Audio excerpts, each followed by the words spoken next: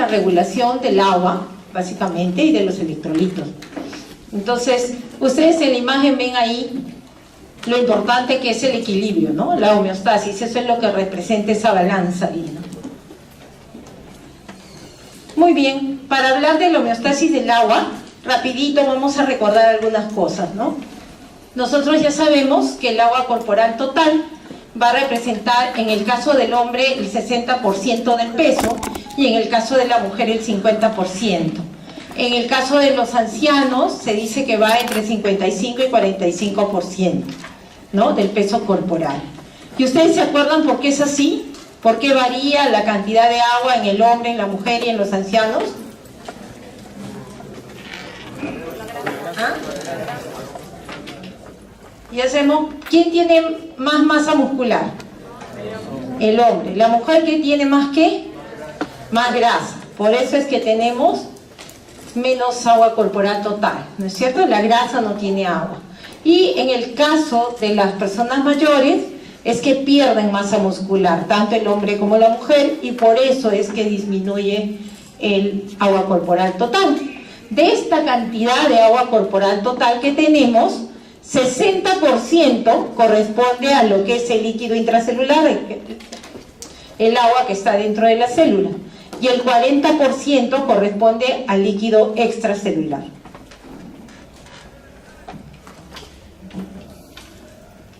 Muy bien, ¿qué otra cosa tenemos que recordar en cuanto a distribución del agua? Como ven ustedes, es que hay varios principios, ¿no es cierto? En el caso del extracelular y el intracelular, que va a tener cationes y aniones que deben estar en equilibrio a través de la membrana, que en este caso es la membrana celular, que deja pasar el agua y algunos solutos, ¿no? Entonces, para el caso del extracelular, el ion más importante, el catión más importante es el sodio, y para el caso del intracelular es el potasio. ¿Qué más tenemos que recordar?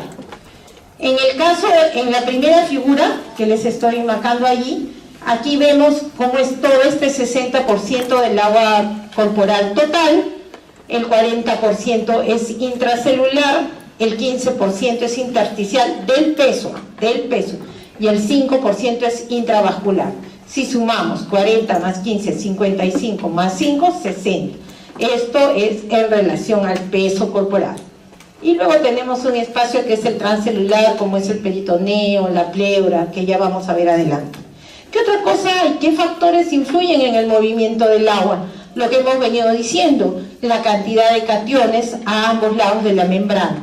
Deben mantenerse en equilibrio, como la balancita, en equilibrio. Si acá hay 140 para el extracelular, tiene que haber 140 en el intracelular. En el caso del intracelular, potasio. Pero eso no es todo. En realidad, lo más importante es determinar la osmolalidad.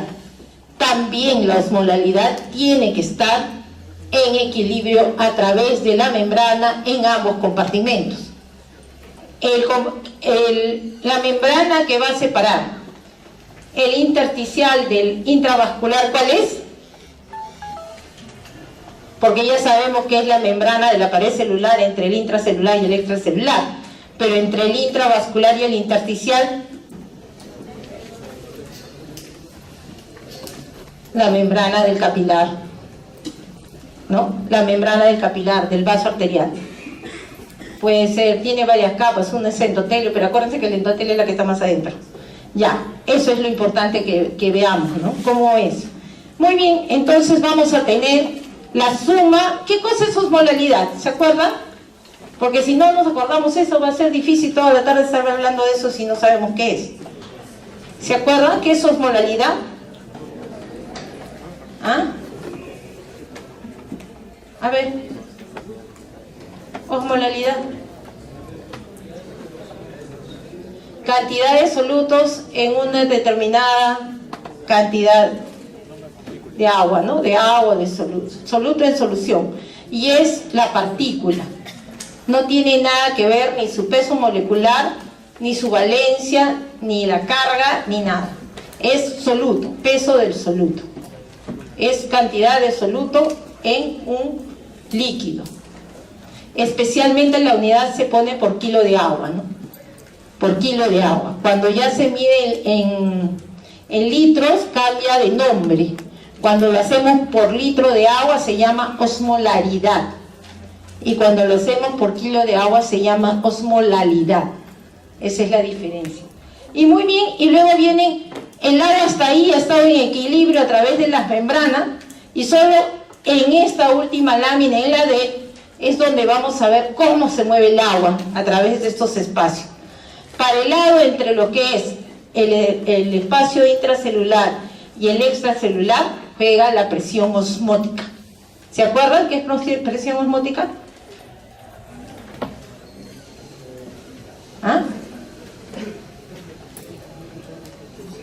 Ya bueno, ya ahorita me van a decir. Y para el lado del intersticial con el intravascular, la que va a favorecer el movimiento del agua es la presión osmótica. ¿Quién tiene la presión oncótica? La proteína la genera, pero ¿en qué espacio está la presión oncótica? En el intravascular, ¿no? También se llama en el lado del plasma. Muy bien. ¿Y qué es lo que hace? ¿Qué hace la presión oncótica? Impide que vaya al intersticial, acuérdense. Esa presión es la que regula que no haya salida de líquido del intravascular al intersticial. Y la presión osmótica es aquella que es capaz de generar el soluto y hacer que el agua se mueva donde está el soluto. Esa es la presión osmótica, la presencia del soluto y su fuerza para movilizar el agua. Muy bien, hay otros espacios corporales, solo para que recordemos. Tenemos el tejido conectivo, el cartílago, los tendones, el agua de la matriz del hueso y lo que dijimos del transcelular, que son las secreciones digestivas, sudor, líquido cefalorraquídeo, pleural, sinovial, intraocular. Ahí están todos los líquidos que hay en los espacios corporales. Esto es para recordar que nuestra cantidad de agua corporal total va a variar de acuerdo a la edad. Cuando son recién nacidos, pueden tener agua corporal total del 75 a 77% de su peso. Por eso es que los niños rápidamente se pueden deshidratar. Cuando hasta el año de edad el agua ya bajó a 65.5% del peso corporal. Hasta los 6 años, 61.7% del peso es agua. Para el adulto varón es 60%, para la mujer 50%, y lo que hemos dicho en el grupo de los ancianos va a disminuir entre 45 y 50%, de acuerdo a la masa muscular. ¿Qué pasa con el agua? ¿Cómo es más o menos, cómo ingresa, cómo es la ingesta, la absorción y excreción del agua, hacia grandes rasgos? Solemos ingerir entre 1,5 litros, 2 litros, 3 litros, va a depender mucho de la temperatura del exterior, del medio ambiente para la ingesta del agua, o para los hábitos que tengamos, o si hemos comido una comida rica en sal. Entonces ingresa el líquido y básicamente ingresa al extracelular, ¿verdad? Aumenta el volumen extracelular, pero como difunde libremente el agua a través de la membrana celular, estos se equilibran rápidamente. De este líquido que entraba al extracelular, vamos a tener una excreción fija y variable. Dentro de la excreción fija, tenemos lo que se conoce como las pérdidas insensibles, ¿no es cierto? Estas pérdidas insensibles están dadas por la evaporación, por la respiración a nivel pulmonar y también por la pérdida a nivel de la piel por los poros de la piel. Estos dos, la pérdida por piel y por el hecho de respirar, es lo que se conoce como pérdida insensible. Y luego tenemos las pérdidas en heces y lo que es variable, que es el que regula el riñón. El volumen de orina va a ir de acuerdo a lo que hayamos ingerido y a cuánto salió por otras pérdidas que ya son fijas, ¿no? Eso es básicamente. ¿Por qué hablamos tanto del agua? Ya sabemos que es el mayor constituyente de nuestro cuerpo, ¿no? Hemos visto. Pero además tiene diferentes funciones. Dentro de las principales tenemos que regular la temperatura, va a aportar los líquidos para las secreciones glandulares, es un medio de transporte, participa en todos los procesos casi, mantiene la volemia, mantiene la presión arterial, mantiene la función renal, la concentración normal de electrolitos, y es el medio acuoso donde se desarrollan los procesos metabólicos. Todos, los de las proteínas, los de los carbohidratos, todos se van a realizar y van a generar agua, que es la famosa agua endógena. Muy bien, y esto es un poco para que recordemos cómo es más o menos la composición del líquido extracelular. Aquí está, en el caso de los dos compartimentos, del plasma y el líquido intersticial, siempre hay una pequeña diferencia que va a estar a favor del líquido intersticial, porque acuérdense que lo único que tiene el líquido intersticial para mover agua, ¿qué cosa es? La presión hidrostática, generada a través de la presión arterial, ¿no es cierto? Porque no depende de otra cosa este nivel. Y por último, aquí tienen la composición de los aniones del líquido extracelular, todos los que son de carga negativa, y ahí están, ¿no? Especialmente ustedes ven a nivel del plasma, el que domina es las proteínas, pero cuando lo vemos como mol, ¿cuánto pesa la proteína? 69.000. Entonces no tenemos esa cantidad, solo tenemos 4 gramos por decilitro o 40 gramos por litro en caso de albúmina, digamos, que es la que genera la fuerza. Entonces resulta que eso no representa ni siquiera 1 milimol. Es pequeñísimo aparentemente, ¿no? Es pequeñísimo en relación al sodio, al potasio, al cloro, o sea, la cantidad es ínfima a pesar de que parece muy grande ahí, ¿no? Muy bien, ¿y qué pasa con el intracelular? Acá tenemos el principal catión es el potasio, hay algo de sodio, magnesio, calcio, y los aniones, el más importante siempre en el intracelular es los fosfatos, ¿no? Esos son los más importantes.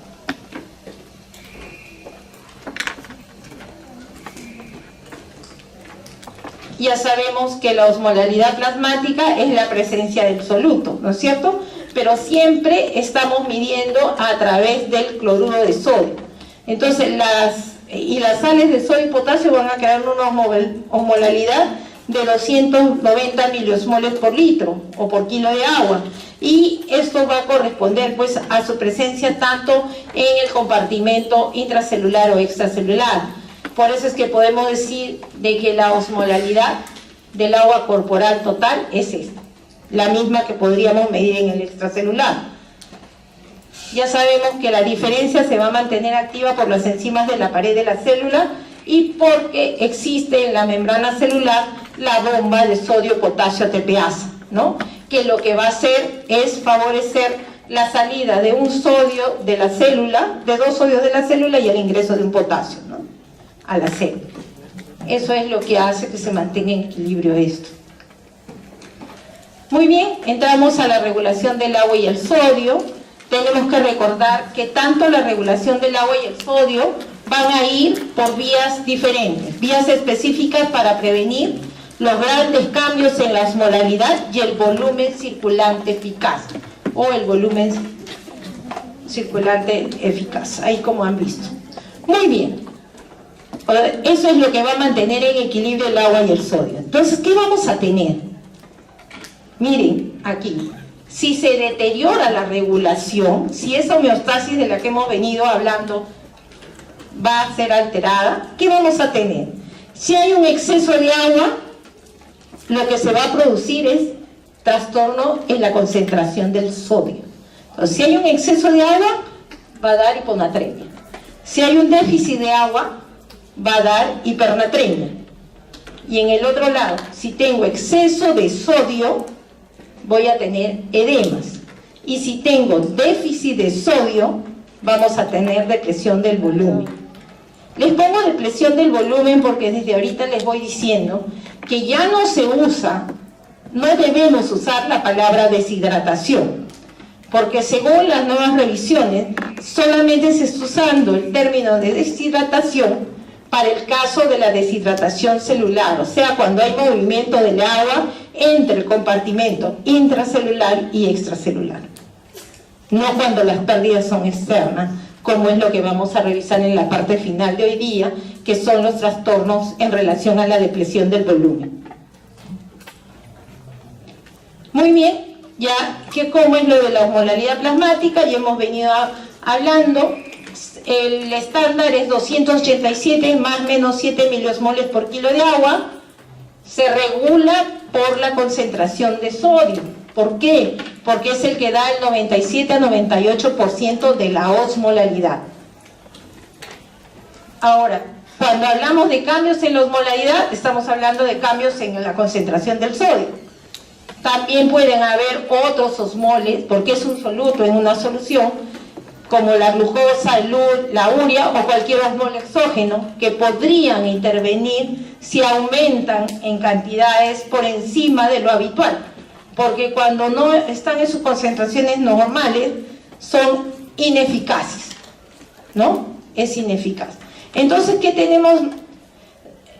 Que la osmolalidad es súper importante, porque sus cambios en 1 a 2% en ese margen tan pequeño, si esto se altera, es cuando vamos a tener las alteraciones de la regulación. O sea, el nivel en el cual se mueven es 1 a 2%, nada más. O sea, cambios muy chiquitos. Que suba a 148 el sodio, ya hay cambio.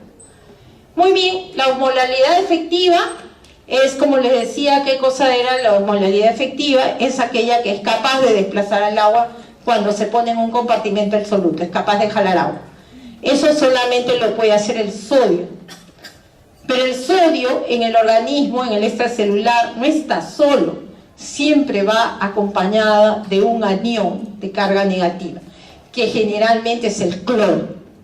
Entonces, por eso es que cuando hablamos de el cloruro de sodio, es en realidad el que estamos viendo como 2 osmoles, por eso es que se multiplica 2 por sodio, para tener la osmolalidad. ¿Ya? Es por eso que siempre es 2 por sodio, porque no está solo, siempre va con el cloro. Y es como es la osmolalidad efectiva, es 2 por sodio plasmático. Y cuando vemos, cuando baja la cantidad de sodio será un líquido hiposmolar, y cuando hay más contenido de sodio será hiperosmolar. Esta es la fórmula para el cálculo de la osmolalidad plasmática. Probablemente en la práctica, en el examen, les va a venir el cálculo de esto en alguno de los ejercicios. Es 2 por sodio plasmático más glucosa entre 18 en miligramos por decilitro, o urea entre 6, ¿no? La urea entre 6. ¿Por qué? Porque 180 gramos es que pesa la glucosa, ¿no? Y la urea pesa 60. Pero como es en decilitro, se le quita un cerito. Por eso es que es 6 y es 18. Es por eso, porque lleva esas cifras como denominador. Entonces, esa es la osmolalidad plasmática. Y cuando usamos BUM o nitrógeno de la urea, en vez de urea, BUM, el denominador es 2.8, porque eso representa la molécula, ese es el peso del nitrógeno de la urea en la molécula, 2.8, BUM entre 2.8. Muy bien, entonces ahora vamos a ver rapidito en la fisiopatología neta qué cosa es lo que pasa en estos mecanismos reguladores en relación al sodio y al agua. La primera pregunta que tenemos, ¿qué regula? ¿Qué regula el sodio? Regula el volumen extracelular. Y en el caso de agua, regula la tonicidad del agua corporal total. Ahí está. ¿Qué detecta para los que son los mecanismos del sodio? El volumen circulante eficaz. Y ahora después vamos a revisar qué es volumen. ¿Ustedes se acuerdan? ¿Qué es volumen circulante eficaz? ¿Ah? El volumen que se encuentra a nivel de la circulación, más o menos. Es el que perfunde, o sea, está en las arterias. Es el volumen contenido en las arterias que perfunde a los tejidos. Ese es el volumen circulante eficaz. Muy bien. Y en el caso del agua, para los reguladores es la osmolalidad plasmática, ¿no? ¿Qué detecta la osmolalidad plasmática? ¿Qué detectores tienen para uno y otro? Para el sodio van a detectar los cambios en el volumen circulante eficaz o circulante efectivo, y esto va a tener unos receptores a nivel del seno carotídeo, el seno auricular, la arteriola aferente del riñón. Y en el caso del agua van a detectar cambios en la osmolalidad a través de osmorreceptores generalmente ubicados a nivel hipotalámicos en el sistema nervioso central. ¿Y cómo ejecutan la acción? ¿Cuáles son los efectores? En el caso del sodio, modifican la expresión renal de sodio, tiene que ver con el filtrado glomerular, porque no les puedo decir si aumenta o disminuye, porque va en relación a qué trastorno se ha producido, hacia arriba o hacia abajo, y eso va a modificarse. Interviene el sistema nervioso simpático, renina, angiotensina, aldosterona, las prostaglandinas, los péptidos natriuréticos, la antidiurética. Y para el otro lado, en el caso del agua, que tiene que ver justo con la liberación de ADH, modifican, los efectores son ingesta de agua por la sed y excreción de agua por la antidiurética. ¿Se dan cuenta? Son dos, van ahí diferentes, tanto el sodio como el agua. Entonces, rapidito nos vamos a ir a hablar de la hormona antidiurética. Ya sabemos que es la que regula el balance del agua. Acuérdense, si en el examen viene, ¿cuáles son los reguladores del balance del agua? Les dan alternativas, es la hormona antidiurética. ¿Y cómo es que se activa? Se activa con la estimulación por cambios en la osmolalidad, que decíamos que puede estar entre 1, 2%, y alguna literatura dice hasta 3%, ¿no? ¿Qué cosa hace la hormona antidiurética? Regula la concentración y el volumen urinario. ¿Se acuerdan dónde actúa? Sabemos que se produce a nivel central. ¿Y cómo ejerce su acción? Ahí les he puesto, pero a ver si se han acordado. ¿Ah? ¿A través de qué? ¿Dónde va para que retengan agua? Al túbulo y colector, ¿no? Donde existe el receptor, justo para la antidiurética, y ahí ejerce su acción. Muy bien, ¿qué más tenemos? Ya sabemos, regula la homeostasis del agua corporal total en condiciones normales. Cuando vamos al chifa, nos comemos algo saladito, o comemos harta canchita en el cine, que es saladita, ahí es donde está. Pero ¿cómo es que funciona esta antidiurética? Ya sabemos, lo sensan los osmorreceptores, ahora lo vamos a ver en detalle. Y también participan los vasoreceptores de baja presión y de alta presión. Finalmente actúa a nivel del riñón, en el túbulo y colector, y regulan el flujo urinario, ¿no? Que es donde está la acción. Aquí está, es un poco más extenso.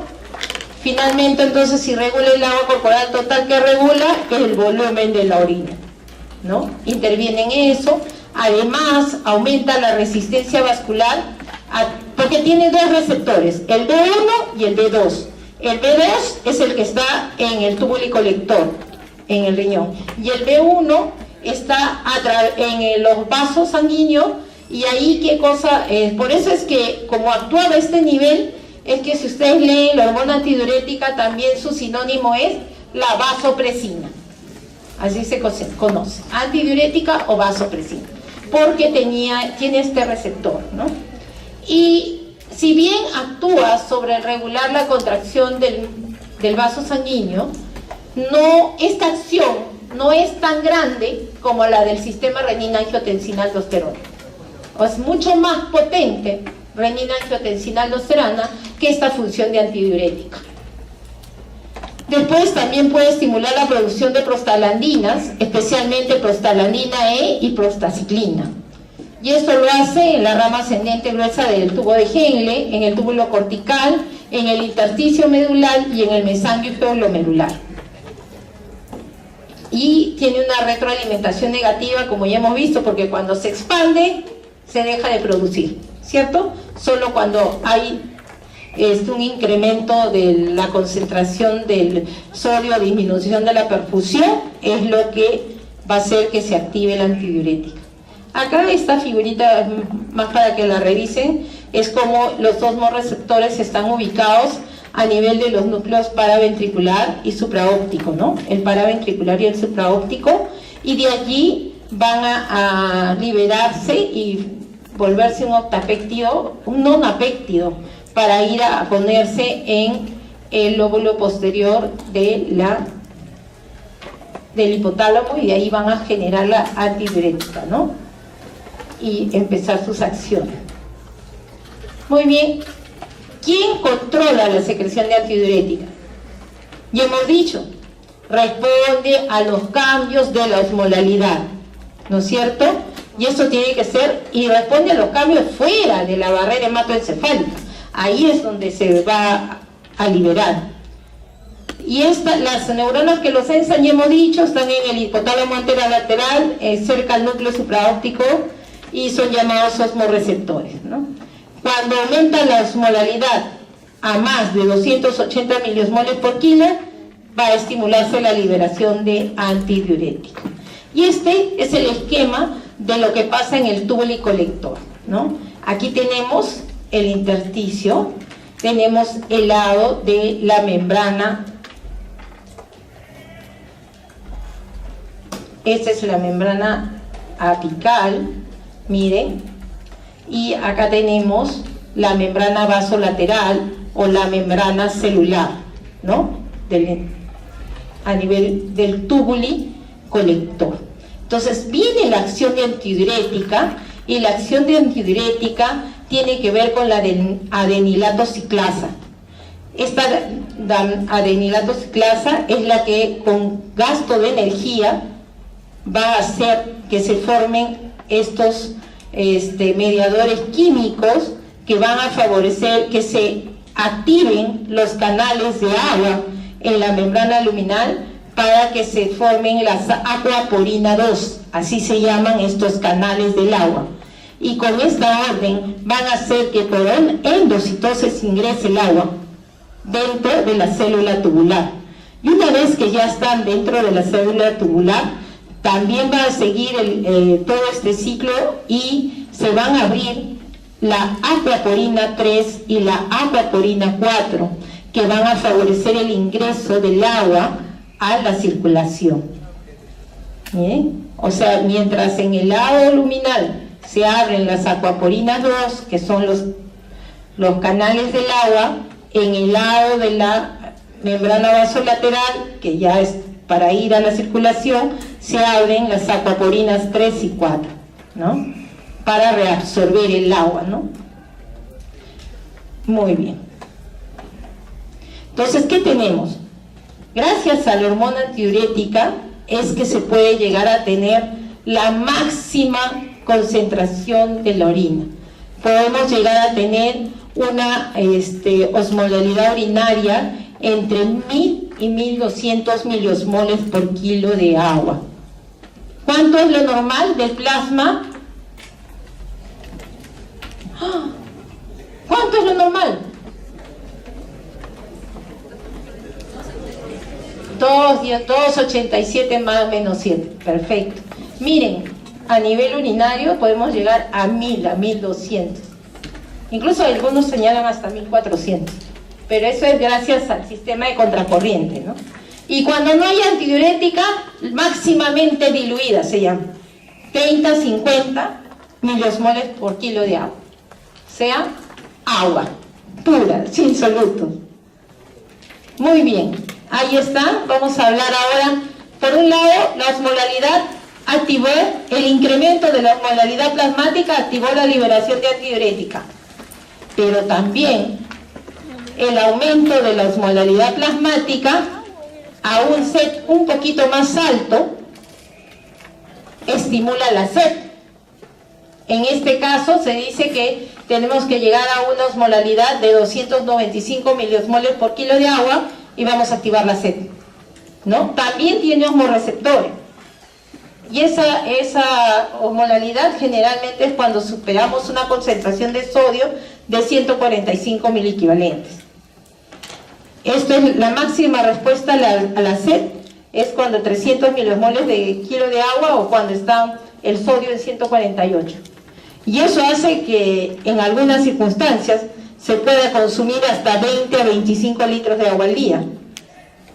Esto también, aparte, la sed puede estar regulada por disminución del volumen circulante efectivo o eficaz si este cae en un 10%. Si disminuye en 10% el volumen circulante eficaz, se activa la sed a través de los vasoreceptores. Y la angiotensina 2 también se va a estimular Si aumenta 2 veces su concentración normal, estimula la sed. Porque ¿se acuerdan cómo era el mecanismo? La hipoperfunde se activa sistema renina-angiotensina-aldosterona, ¿verdad? Si esta hipoperfusión se mantiene más tiempo, en el tiempo, esta renina-angiotensina-aldosterona va a aumentar mucho su concentración.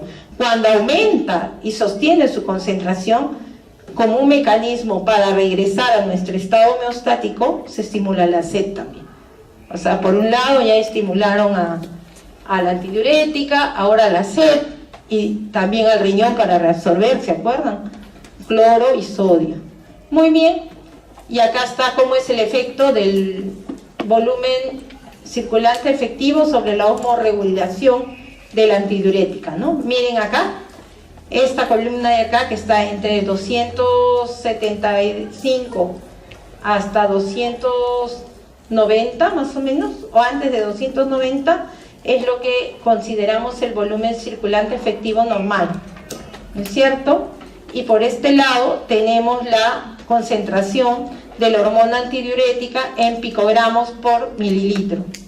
Si ustedes miran acá, miren, el 5 es el nivel en el que tiene que estar por encima de 5 para que se note que se ha activado. Cuanto la osmolalidad es menor, no hay, miren, no se activa. Y acá está la relación con la concentración de sodio del plasma.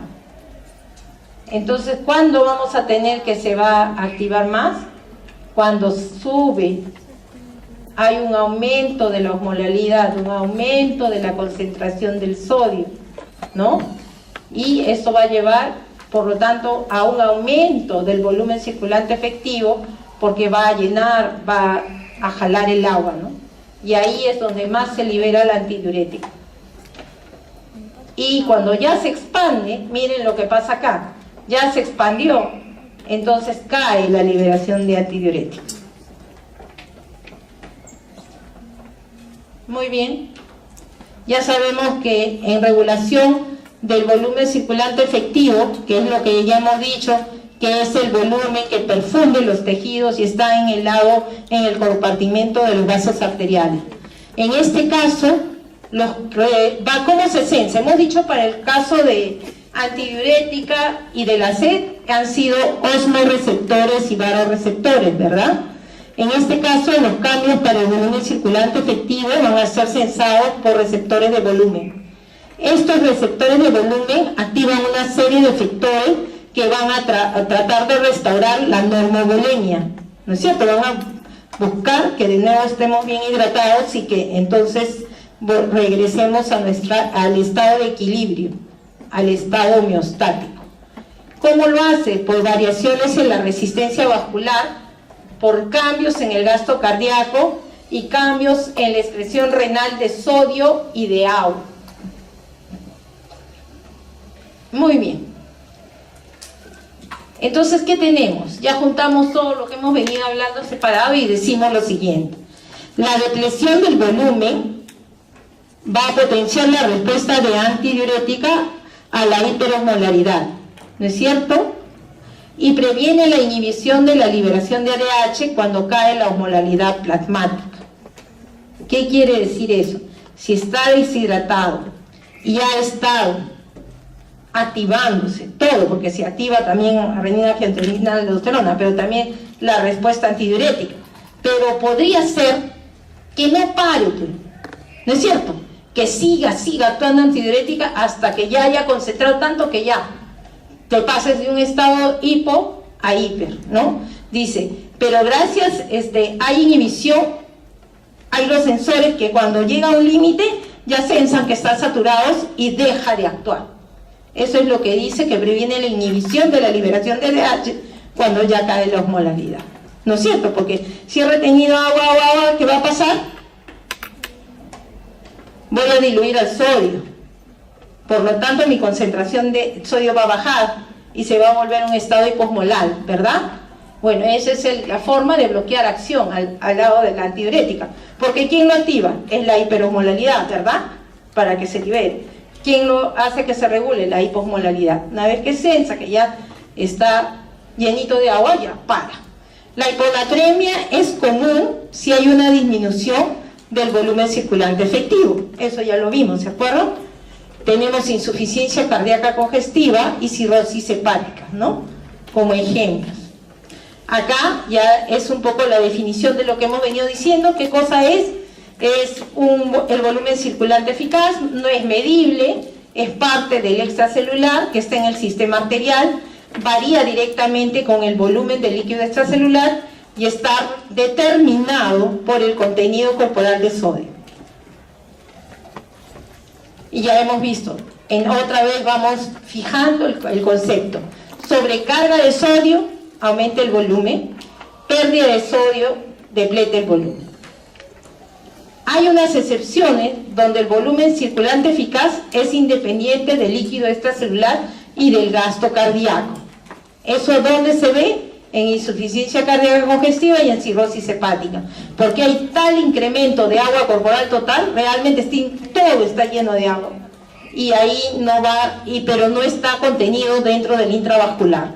Y por eso es que se disocian.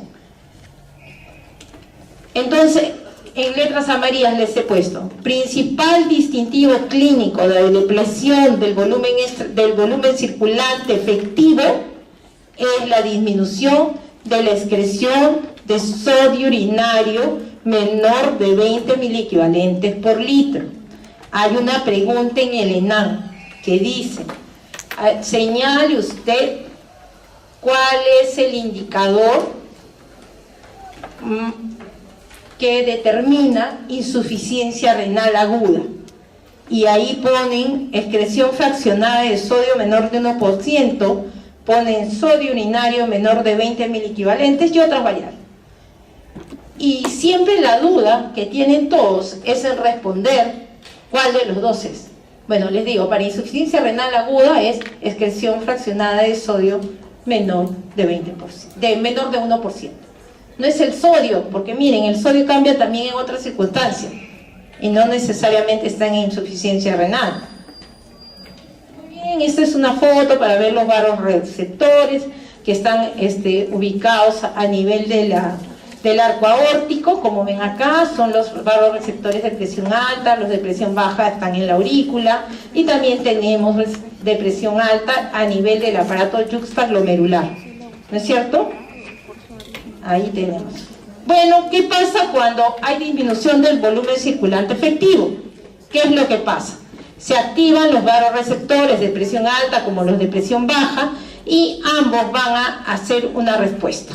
El mediador, en el caso de aquí, va a aumentar la antidiurética, va a aumentar la sed por el otro lado, va a haber una ingesta mayor de agua si vemos el lado de la sed, y por lo tanto van a disminuir la concentración del sodio. Por el lado de la antidiurética va a disminuir la excreción renal de agua y también esto va a ocasionar que caiga el sodio, ¿no? Entonces, cuando llega a este nivel que ya está con agüita y con sodio en hiposmolaridad, porque el sodio baja y por lo tanto la hiposmolaridad, cesa la respuesta de antidiurética y la sed. Y esto es un poco para recordar cómo es el movimiento del agua a nivel tubular y cómo es que se va a formar la orina, ¿no? Cuánto es el volumen que vamos a excretar. En este segmento, en el colector, es donde va a actuar antidiurética, acuérdense. Y aquí es donde vamos a tener la regulación del volumen de la orina, según lo que tengamos, ¿no es cierto? Según si está en un estado de depresión de volumen circulante efectivo o si está con el volumen circulante efectivo normal o alto. Muy bien. ¿Y qué otra cosa hay que recordar? ¿Se acuerdan esta figura? Siempre es el manejo del agua en el asa de Henle y en el tubo colector. ¿Por qué? Porque aquí se da el mecanismo contracorriente, ¿se acuerdan? Y esta capacidad de tener y de el asa de Henle lograr que al final de la médula, especialmente en las nefronas yuxtamedulares, que son las que tienen el asa de Henle larga y están en la profundidad de la médula, ellas son capaces de hacer que haya una concentración de orina hasta 1200 miliosmoles por kilo de agua. Esto no solo es en virtud al sodio, sino también a la urea. que ahí sí juega un rol especial. Y esta urea va a difundir libremente a través de las membranas y va a estar en concentración muy alta a nivel del intersticio del riñón. A ver, ahí está. Esto es un poquito la misma imagen que vimos, solo que aquí detalla cómo es el canal de agua, la acuaporina 2, cómo es que se forma el agréforo que es capaz de generar. Ese es el que finalmente es como la llave que abre el tubito. Pero aquí empieza todo, ¿no? En el lado de la membrana vasolateral, donde está ubicado el receptor B2 para la antidiurética, que a través de la glutamina y el acetilciclasa van a actuar con pérdida de energía y van a dar esta apertura del canal de agua, que va a incluir al agua por endocitosis, ¿no? Muy bien. Diuresis y antidiuresis también es responsabilidad de antidiurética, ¿no es cierto? Cuando es negativa es diuresis, o sea que no ha subido ni la osmolalidad para que esté o haya contracción del volumen para que se haya activado, ni ha habido renina, angiotensina, aldosterona al doble de su concentración para que se active antidiurética, ¿verdad? Esos son los estímulos. Y entonces no hay eso, entonces no va a ahorrar agua, va a poner el volumen de agua de acuerdo a la homeostasis, ¿no es cierto? Y miren, aquí es capaz de todo. ¿Se acuerdan cuánto es lo que filtramos? ¿Cuánto es el filtrado? ¿Cuánto? 180 litros por día. 180 litros por día. Entonces, cuando hasta el 10% es capaz de perderse si no está actuando antidiurética. Y en el caso de que sí está actuando la antidiurética por los estímulos que ya hemos visto, es capaz de poner solo 0.5% de esos 180 litros, que vendría a ser 900 mililitros, ¿verdad? Y dicen que en el desierto, si estuviéramos sin acceso al agua, necesitamos como mínimo 600 mililitros de orina para eliminar toda la producción del metabolismo del día. Ese es el mínimo volumen de orina que permitiría que eliminemos urea, creatinina, fosfatos, todo lo que tenemos que sacar del cuerpo. Muy bien, ¿qué factores afectan esto que hemos visto? La máxima concentración o la máxima dilución. La máxima concentración se va a afectar si hay deterioro del sistema contracorriente, que acabamos de ver. Si hay una caída de la tasa de filtración glomerular, como en insuficiencia renal aguda o enfermedad renal crónica. Si estamos usando diuréticos con los pacientes, especialmente de ASA, los que actúan a nivel del ASA Henle, que son furosemida, bumetamida, ¿no? Toracemida, todo eso. La diuresis acuosa, que ¿quién la produce? ¿Se acuerdan o no? Manitol, glucosa alta, acuérdense, hiperglicemia, dan una diuresis acuosa. Cuando hay una menor ingesta de proteínas, también. ¿Por qué? A ver, ¿por qué afectaría la menor ingesta de proteínas? Ayúdenme. ¿Ah? Estamos hablando de la concentración máxima de la orina. ¿Quién interviene? Yo les he dicho. Si me han hecho caso, ¿ah? ¿Quién ayuda a mantener la osmolalidad de la médula? ¿Quién hace que sea hiperosmolar? Aparte del sodio. ¿Ah? ¿Quién es? No. ¿Quién difunde libremente y va al intersticio, que les he dicho? Que va del colector al asa de Henle y ahí se mueve y es responsable de la urea. ¿Y la urea de dónde sale? De las proteínas que comemos. Ahí es donde está. Por eso les digo, hay que recordar, porque así van a poder elucubrar. Una de menor ingesta de proteínas, menor concentración de urea, mi mecanismo de contracorriente no me va a permitir hacer la máxima concentración de la orina. Y mayor liberación de ADH también, porque voy a estar lleno de agua y mi osmolaridad va a estar, pues, se va a volver hiposmolar. Y la máxima excreción de agua. Otro, cuando me disminuye el volumen de la orina, pues. Cuando tengo enfermedad renal crónica, pues no estoy capaz. La edad, ¿Por qué? Porque por cada año de edad por encima de los 40 años estoy perdiendo 1 mililitro por minuto de función. O sea, cuando yo tengo 80 años voy a haber perdido 40 mililitros por minuto de filtración glomerular, ¿no? La excreción obligatoria de solutos, que es lo que les he dicho, que es lo que pasa en una circunstancia que no accedo al agua, pero tengo que eliminar todos mis solutos, 600 mililitros. Si no tengo 600 mililitros, me voy a depletar de volumen, voy a entrar en crisis. La diuresis osmótica, que también ya la vimos, manitol, glucosa. Las tiazidas, que son otro tipo de diuréticos que actúan a nivel del túbulo distal. La disminución de la antidiurética, disminución del volumen circulatorio efectivo y el uso de antiinflamatorios no esteroideos también tienen que ver. Muy bien, y aquí tenemos estos conceptos, ¿se acuerdan? El aclaramiento del agua y el aclaramiento libre del agua libre de electrolitos. Esto es para la excreción renal del agua, ¿no?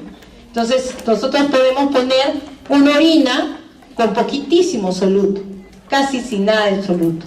Entonces, para medir la cantidad de agua libre de solutos que hay en nuestra orina, podemos usar esta fórmula. No se la tienen que aprender, es solo para que la conozcan, ¿no? Por ejemplo, si la osmolalidad plasmática es de 280 miliosmoles por kilo de agua, la urinaria es de 140 miliosmoles por kilo y el volumen de orina es de 8 litros. O sea, si es de 8 litros y el clearance de agua libre será de 4 litros al día. Es para reemplazar en la fórmula y nos salen 4 litros, ¿no? Esta eliminación sería adecuada tras una sobrecarga de agua, pero inapropiada si se debe a un déficit de antidiurética o a una resistencia en su efecto. ¿Para qué me sirve? Me sirve para identificar diabetes insípida nefrogénica, porque hay diabetes insípida es cuando no hay antidiurética a nivel central, no se ha producido, perfecto. Pero como hemos visto, antidiurética tiene su receptor B2 a nivel de la membrana vasolateral del túbulo colector. Entonces puede haber un defecto allí, como lo hay, y entonces también tengo que poner orina no en la cantidad de litros, pero 8 litros por día, y quiero saber si es porque el paciente toma, porque su mecanismo de cestindemia, toma o porque hay uno de estos efectos. Me sirve para hacer el diagnóstico, para eso me sirve. Igual esto, también puedo tener el aclaramiento de agua libre de electrolitos, que es un poco lo contrario, ¿no? Ver cuánto tengo sin electrolitos, ¿no? Y aquí lo que busca es que se basa en que moléculas como la urea también no son relevantes para la eliminación del agua al no generar gradientes osmóticos. Especialmente útil en casos de síndrome de secreción inadecuada de hormona antidiurética. ¿Me entienden? En el otro les dije que me sirvió para diabetes insípida, cuando no hay acción de antidiurética. Y este me sirve cuando hay exceso de antidiurética, como es la secreción inapropiada de hormona antidiurética o llamada antidiuresis cerebral, ¿no? Más o menos, ahí están los datos, como es la fórmula, todo. Pero yo lo que les digo es cómo vamos, para qué nos sirven, qué cosa es lo útil de estos dos conceptos, del aclaramiento de agua libre de electrolitos y el aclaramiento de agua libre, nada más. Acá incluyen a la urea. Muy bien, y ahora ya nos vamos. ¿Qué más regula el volumen circulante eficaz? Otra hormona, que es el sistema renina-angiotensina-aldosterona, que creo que ya la conocen bastante, ¿o no? O ya se olvidaron, ¿cómo es? Muy bien, ya sabemos que se va a producir en diferentes lugares. A nivel sistémico se dice que se puede producir a nivel del hígado, a nivel tisular local tenemos el corazón, el cerebro y los mismos vasos sanguíneos. Lo que se produce es el angiotensinógeno, que por la acción de la renina va a volverse angiotensina 1, o por la renina tisular más renal, angiotensina 1, y a través de la enzima convertidora de angiotensina a nivel pulmonar se va a volver angiotensina 2. Esa angiotensina 2 es la que va a despeñar todo lo que conocemos como angiotensina-aldosterona, ¿no? Acá también hay ECAs, enzimas convertidoras de angiotensina tisular, y a veces otras proteasas que es capaz de transformarla de angiotensina 1 a angiotensina 2, ¿no? Ahí están las proteasas, van a haber fragmentos inactivos, fragmentos activos. Finalmente esta angiotensina 2 va a ir a los receptores de angiotensina, que pueden estar a nivel extracelular e intracelular, y van a producir la respuesta celular de la contracción o secreción según el estado en el que estemos, ¿no? Que va a tener un gen de regulación de la angiotensina. Tenemos la renina, la enzima convertidora de angiotensina, los receptores de angiotensina 2. ¿Dónde están? ¿Dónde están los receptores de angiotensina 2 a nivel renal?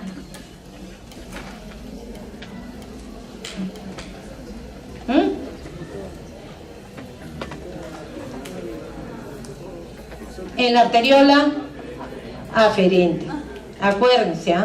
Y la renina, aparato yuxtaglomerular. ¿Y quién es el sensor? ¿Qué hace la mácula densa? Que también está el aparato yuxtaglomerular. ¿Qué hace? ¿Qué hace? ¿Qué sensa? Cloro, chicos. Ya se ha demostrado todos los estudios bien. En realidad lo que sensa es cloro. Lo que pasa es que hemos venido diciendo que van juntos, siempre van juntos.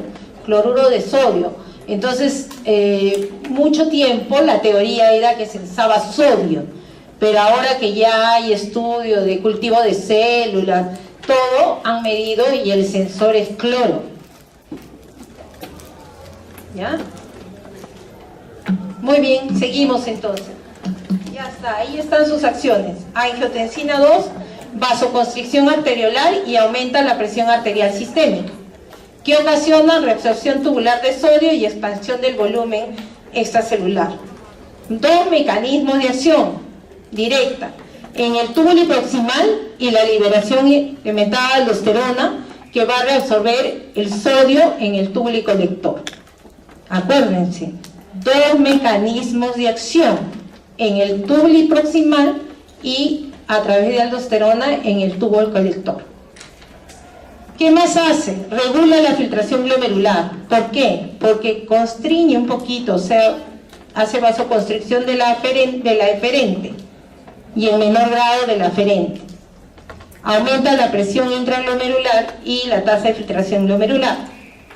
¿Se acuerdan cómo es? Un tubito. Ya, un tubito de látex. Eso va a ser el ingreso en la aferente, el egreso en la eferente. Le hacemos a un ladito del tubito, le hacemos huequitos, ¿ya? Entre un extremo y el otro. Y le pongo líquido. Le puedo poner a caño si quiero para demostrar el ejercicio. Entonces vamos a tener bajo el flujo del caño, que en este caso sería como el flujo sanguíneo, ¿verdad? Entonces yo bajo el flujo y por lo tanto la salida de ese líquido del caño que estaba pasando a través del tubito de látex va a disminuir, no va a salir por los huequitos, ¿verdad? Pero si yo hago esto en el extremo distal, que sería el eferente, lo cierro un poco, ¿qué va a hacer? Va a aumentar la presión y va a salir el líquido. Por lo tanto, al hacer ese efecto, estoy produciendo aumento de la presión intraglomerular y aumento de la tasa de filtración glomerular. Así es, imagínense el tubito, ese es lo mejor. Si quieren lo hacen en su casa, abren el caño, cierran el caño y van a ver cómo funciona. Es lo mismo, esos son los principios de cómo funciona también a nivel renal. ¿Ya? Muy bien, ¿qué pasa con la renina? ¿Quién la controla? La ingesta de sal. Ahí está. Si está aumentada, expande el volumen y disminuye la renina. Lo contrario ocurre con una ingesta baja de sal. Entonces, ¿dónde vemos esto? Ustedes ven, pacientes hipertensos, y ya van a ver más adelante, dieta baja en sales. Y hay otro que dicen, no, si eres paciente renal, no debes comer sal. ¿O no han escuchado eso? Siempre dicen, no comas sal, te hace daño, te va a malograr los riñones. En realidad lo que va a hacer es que todos estos mecanismos siempre estén actuando, y si la renina falla, puedo tener hipertensión arterial. Entonces, muchos de los famosos hipertensiones arteriales idiopáticas pueden ser por este problema, ¿no? Y por eso es como vemos la... Y muy bien, aquí está lo mismo, sino que está visto de otra manera, como es cuando está en los receptores 1 o 2, depende de la angiotensina 2, donde actúa, ¿no? Al nivel renal, retención de sodio, pero si permanece activada mucho tiempo puede dar fibrosis. Si da fibrosis, se muere el órgano, ¿no es cierto? Te va a llevar a la falla renal. Por eso hipertensión arterial sostenida te va a llevar a falla renal. Después también actúa sobre la glándula suprarrenal porque libera la aldosterona. A nivel del corazón, sabemos que es ionotropo y cronotropo positivo. También da hipertrofia, porque también da presión alta. Y finalmente fibrosis, también del corazón. En los vasos, vasoconstricción e hipertrofia. Y en el cerebro, ya sabemos, es capaz de activar la sed, el apetito por la sal, desencadena la activación simpática y la liberación de ADH, de hormona antidiurética. En ese está resumida. Igual, controla la secreción de la renina, especialmente en los vasoreceptores en la arteriola aferente. Hay una disminución de la presión de perfusión renal, ¿no es cierto? Los vasoreceptores cardiopulmonares también hay una disminución de la presión de perfusión. Por lo tanto, se desencadena el aumento de la actividad simpática, estimulación de receptores beta 1 en el aparato yuxtaglomerular, y eso es lo que ocasiona la liberación de la renina. Las células de la mácula densa responden a cambios en el suministro de cloro. Es mediado por prostaglandina E2 y prostaglandina I2. Aldosterona, nos vamos rapidito. ¿Dónde se va a producir? Se produce en la zona glomerulosa suprarrenal, diferente de las otras hormonas que se producen a nivel suprarrenal. Está solito en la zona glomerulosa, ahí se produce. ¿Dónde actúa? En la nefrona distal, donde va a determinar la composición final de la orina. Actúa en las células principales del tubo colector cortical, acuérdense de eso. ¿Qué hace? Reabsorbe sodio y secreta potasio. ¿A través de qué? De canales de sodio y potasio, que pueden incrementarse y puede haber una mayor actividad de la sodio-potasio ATPasa, que está ¿dónde? ¿Dónde está esta bomba? ¿Dónde está? En la membrana vasolateral, ahí está. El movimiento de este catión es electrogénico. Esto que actúa la membrana es capaz de producir esta gradiente electroquímica que va a hacer posible que haya esta reabsorción de sodio y eliminación del potasio. ¿Ya? ¿Qué más tenemos? ¿Cómo se controla la secreción de aldosterona? La depresión de volumen e incremento del potasio sérico son sus estímulos para que se libere. O sea, si estamos con poca agua, con poco volumen extracelular, o si tenemos potasio sérico aumentado, va a abrir para botar. En sujetos normales se va a incrementar con una dieta baja en sal y disminuye con una dieta elevada en sal. El efecto estimulador es el potasio, ¿no? Y por lo tanto, si aumenta el potasio más de 3.5 miliequivalentes por litro, se va a activar la aldosterona. Y aquí está la representación de lo que pasa en el tubo renal. Aquí tenemos el intersticio, acá tenemos, en este caso, acá está la membrana vasolateral y aquí está el lumen, ¿no? El lumen tubular. Y que tenemos acá, miren, acá está el receptor de la aldosterona, en esa membrana también tenemos la bomba de sodio-potasio ATPasa y también tenemos aquí, es que en el mismo tubuli están los dos mecanismos, el de aldosterona y el de antidiurética, miren. Pero acá ya se los puedo mostrar así. En el otro no les podía porque les iba a confundir, pero como ya hablamos de los dos, ya pueden verlo juntos. Pero es lo mismo, se habla en canales de sodio y canales de potasio. Canales de sodio para permitir la reabsorción de sodio al túbuli y los canales de potasio para sacar potasio a la orina. y para que se vaya en la orina, ¿no? Ese es el efecto de aldosterona. Bueno, ya vimos a todos los que van a responder cuando hay depresión del volumen circulante efectivo, y ahora nos vamos con los que responden cuando el volumen circulante efectivo ha incrementado. El primero que tenemos es el péptido atrial natriurético, ¿no es cierto?, liberado por las células miocárdicas de la aurícula, y en el caso de la insuficiencia cardíaca congestiva en ventrículo. ¿Qué es lo que se produce? Se produce un estiramiento de la fibra cardíaca, y ese es el estímulo, el estiramiento de la fibra porque se ha llenado, digamos, ¿no? Aumenta con la expansión del volumen y con la dieta rica en sal. Tiene dos acciones, acuérdense: péptido atrial natriurético, vasodilatador directo y disminuye la presión arterial, y aumenta la excreción urinaria de sodio y agua porque hay un aumento en el filtrado glomerular. ¿Va a actuar dónde? En el túbulo colector medular interno. Ese es su lugar de acción. También hay un término que se usa en fisiopatología y en fisiología, que es natriuresis por presión. Dice, en sujetos normales, una pequeña elevación de la presión arterial produce un incremento grande en la excreción de sodio y agua. No requiere mecanismos sensores, no es tan claro, pero pueden implicar a las prostaglandinas y al óxido nítrico.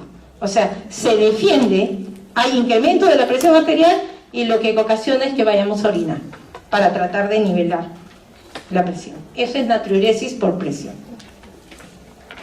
Y vamos a la parte donde se vuelve importante todo lo que estamos diciendo: los estados hipovolémicos.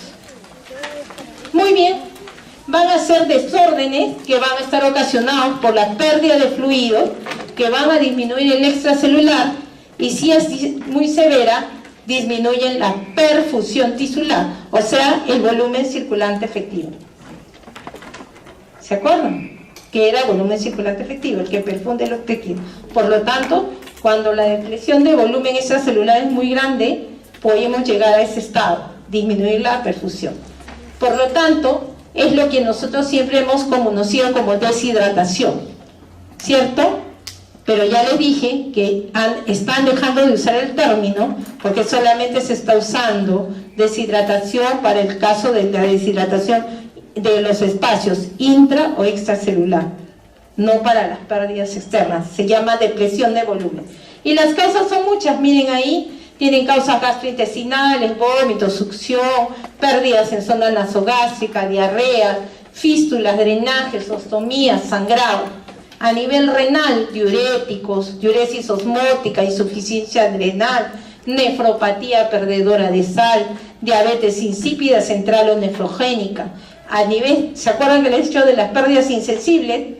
A nivel de piel y respiratorio, aumento de las pérdidas por sudoración después de correr una maratón, ejercicio extenuante, quemaduras, lesiones de piel, drenaje pleural, broncorrea. Todo eso va a aumentar la pérdida insensible. Secuestro en el tercer espacio, uno de los más grandes, obstrucción intestinal. Hasta 7 litros de líquido se pueden secuestrar en una obstrucción intestinal. Lo mínimo que hay que hacer, si un día les toca un obstruido, hidrátenlo, porque si no hace falla renal aguda. Peritonitis, hipoalbuminemia, ahí tienen varias, y acá tienen otro cuadro todavía de causas, creo que les he puesto. A ver, ahí está, ¿ves? ¿Cómo también puedo enfocar los estados hipovolémicos? De acuerdo a la fisiopatología, si hay disminución del sodio corporal o si tengo sodio corporal normal. ¿Ya? Tengo esos dos grupos. En el caso de la disminución del sodio corporal, tengo inadecuada ingesta de sodio, hemorragia, pérdida de sodio en la piel, pérdida gastrointestinal y renal, como vimos. Y por el otro lado, si el sodio corporal está normal, tengo un aumento de la presión, de la gradiente de la presión hidrostática, como voy a ver en sepsis, uso de vasodilatadores, insuficiencia cardíaca congestiva. Cuando tengo una disminución de la gradiente de la presión oncótica, como estados hipoalbuminémicos, sepsis, trauma, cirugía, quemaduras, obstrucción linfática, que me van a dar esto de aquí. Y cuando tengo un aumento de la permeabilidad hidráulica, como en sepsis, trauma, cirugía y quemadura. ¿Ya? O sea, de acuerdo a la fisiopatología tengo estos dos grupos.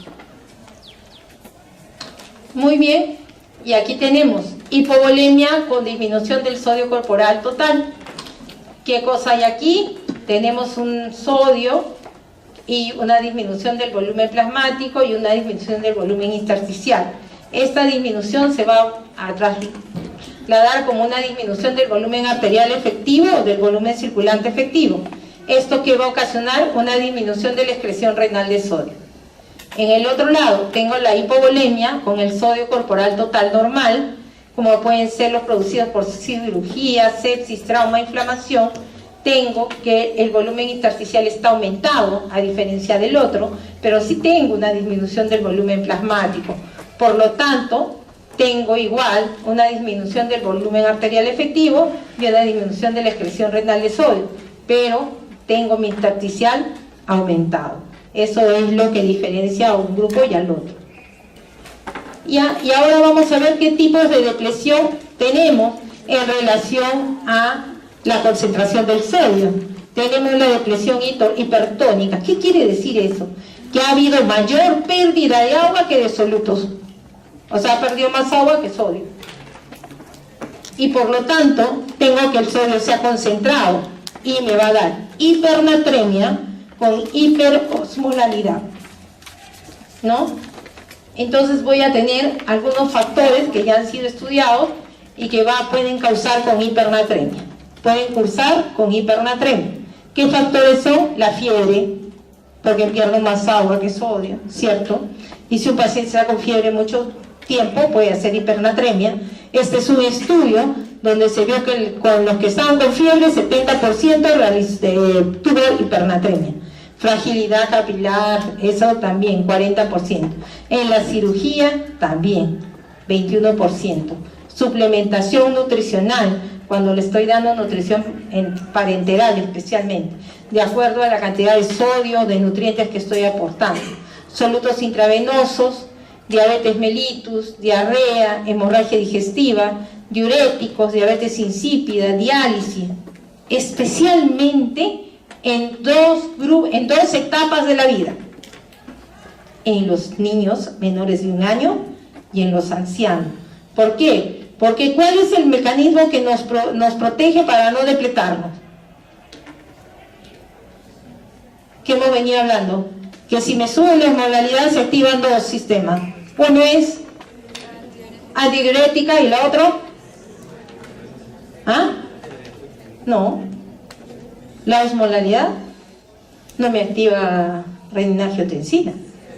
Ah, ¿quién? SED, acuérdense, la SED. Por lo tanto, estos dos extremos de la vida se dan generalmente estos tipos de trastornos porque no acceden al agua. O sea, pueden tener indemne su sed, o en el caso de los ancianos pueden tener deteriorada un poco la sed, tienen un fenómeno por lo mismo que se van deteriorando los sistemas, que se llama reset homostat, como que sensa a otro nivel y no tienen tanta sed como el estado hiperosmolar que puedan tener. Y los niñitos porque no pueden ir a tomar el agua, dependen de la mamá. Y las pérdidas, y acuérdense cuánto es su composición, más del 70% de su peso corporal es agua. Entonces, en esos dos extremos de la vida es que se puede dar esta depresión de volumen con hipernatremia, o llamada depresión hipertónica. Después tenemos la depresión isotónica. ¿Eso qué quiere decir? Que las pérdidas son equimolares de agua y solutos. Pierdo igual, agua y solutos, mi concentración de sodio sigue siendo la misma y mi osmolalidad sigue siendo normal. Así esté depletado el volumen. No hay cambios en la concentración del sodio ni en la osmolalidad y es la verdadera depresión de volumen. O sea, es con todo, pero es isotónica. Luego tenemos la depresión hipotónica, donde es mayor las pérdidas de sodio que de agua y se van a acompañar de hiponatremia e hipoosmolaridad.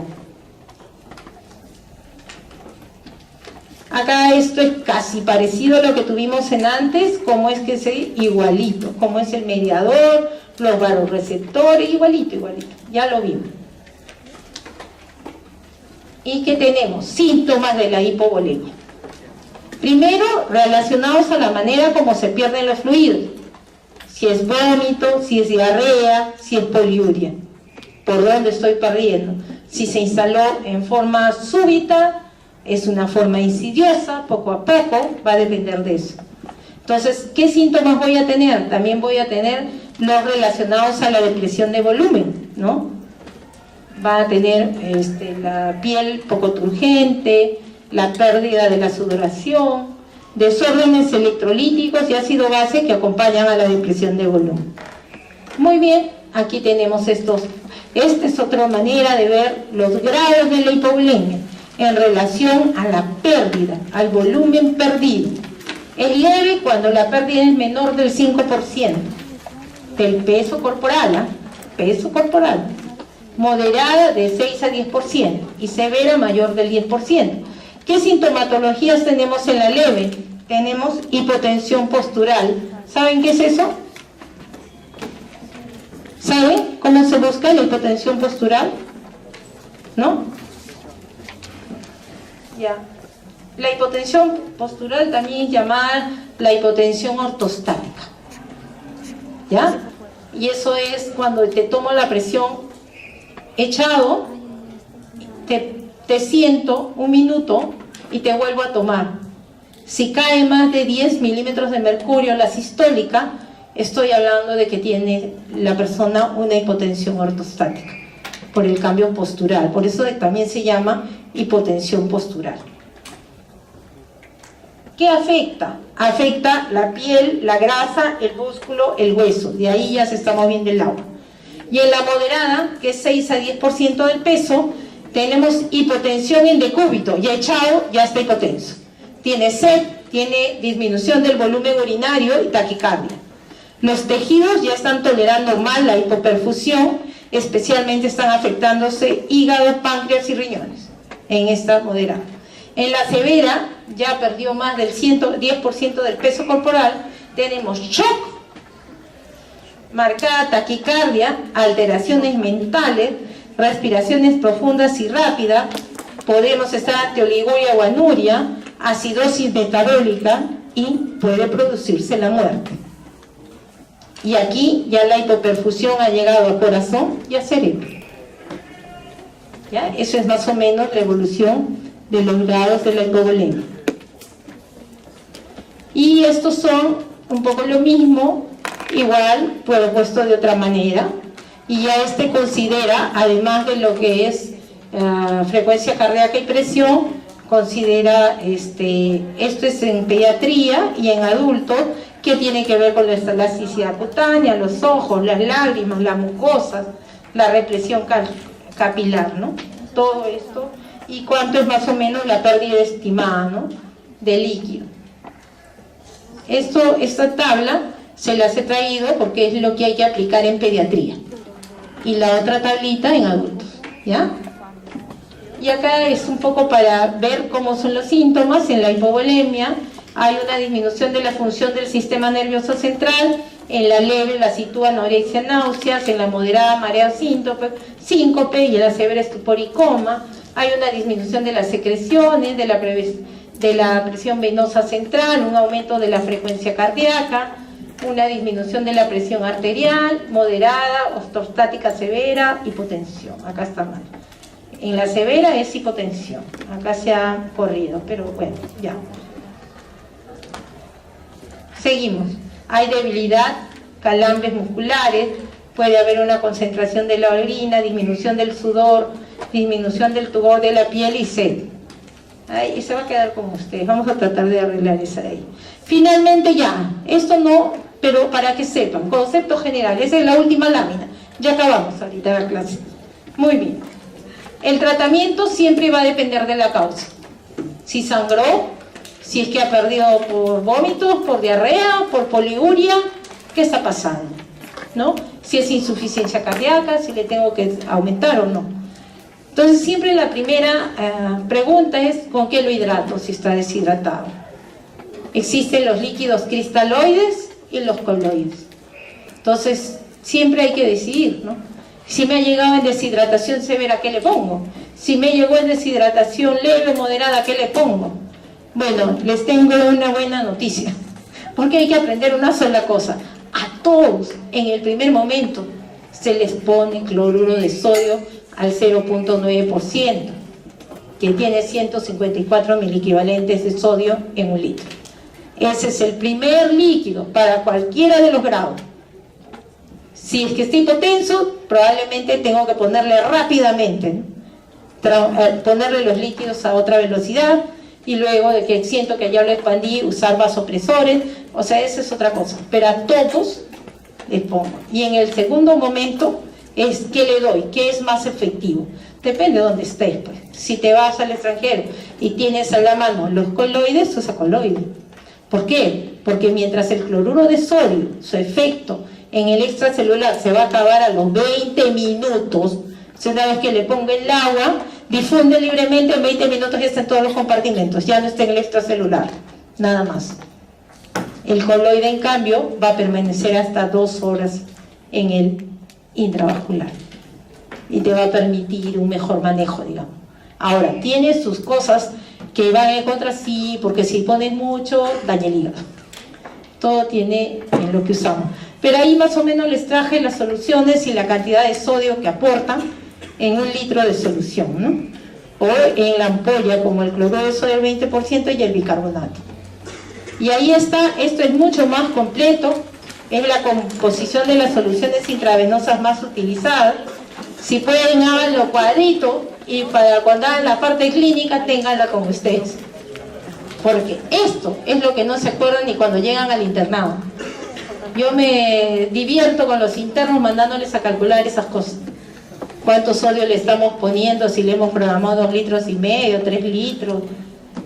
¿Qué ampolla hemos usado? ¿En cuántos mililitros viene? Si ustedes tienen esto a la mano y siempre lo usan, finalmente se lo van a aprender de memoria. Y ya no van a necesitar a su tablita, pero van a saber qué están haciendo. Que eso es lo más importante. Saber qué estamos haciendo con nuestro paciente. Si le estoy indicando algo, se supone que los médicos hemos abrazado esta profesión para servir a otro, para servir al paciente. Por lo tanto, debo actuar con mucha pulcritud. Debo ser responsable de mis conocimientos a la hora de aplicarlo. No voy a aprender a repetir lo que otro hace y no saber qué le estoy poniendo. ¿Por qué le has puesto? Ah, porque mi R superior me ha dicho que le ponga. ¿Qué? Le digo, sí, porque me ha dicho. ¿Y tú sabes si está bien o mal? Ah, no sé, doctor, el R me ha dicho. Y yo le digo, vete de aquí mejor, porque para eso no, mejor no es médico. Yo voy a enseñar al portero y el portero lo va a hacer mejor que tú. Porque esa es la diferencia entre nosotros, lo que estamos haciendo los que somos médicos y los que no lo son. Tenemos que saber qué estamos haciendo. Nosotros, a diferencia de otras profesiones, que también son muy loables, nosotros tratamos personas, personas como nosotros, como nuestra familia, igualito. Y es el mismo respeto que les debemos, para darles lo mejor de lo que hemos aprendido en nuestra formación. No hacer experimentos o seguir la rutina de otros, no. Cuestiónense, acá el médico debe ser como el niño. ¿Por qué?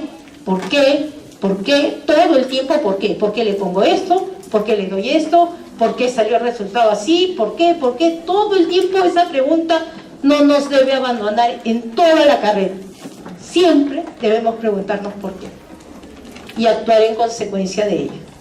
Eso va a ser la diferencia. Porque miren, con tantas facultades de medicina, ¿cuántos médicos salen? ¿Cómo se va a marcar la diferencia? Solo en cómo actuemos. Bueno, les agradezco el tiempo. Y para mañana, gracias.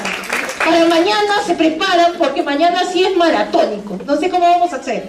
Pero bueno, nos han dejado para mañana alteraciones del sodio, del potasio, del calcio, del fósforo y del magnesio. Es brutal. Son 10 clases en realidad, son 10 clases. Pero así no las han puesto en el sílabo. Yo la verdad es que voy a tratarlo de hacer sencillo. Lo que sí les digo es que las clases tienen toda la información. He tratado de hacerles una información completa que les va a servir hasta en clínica.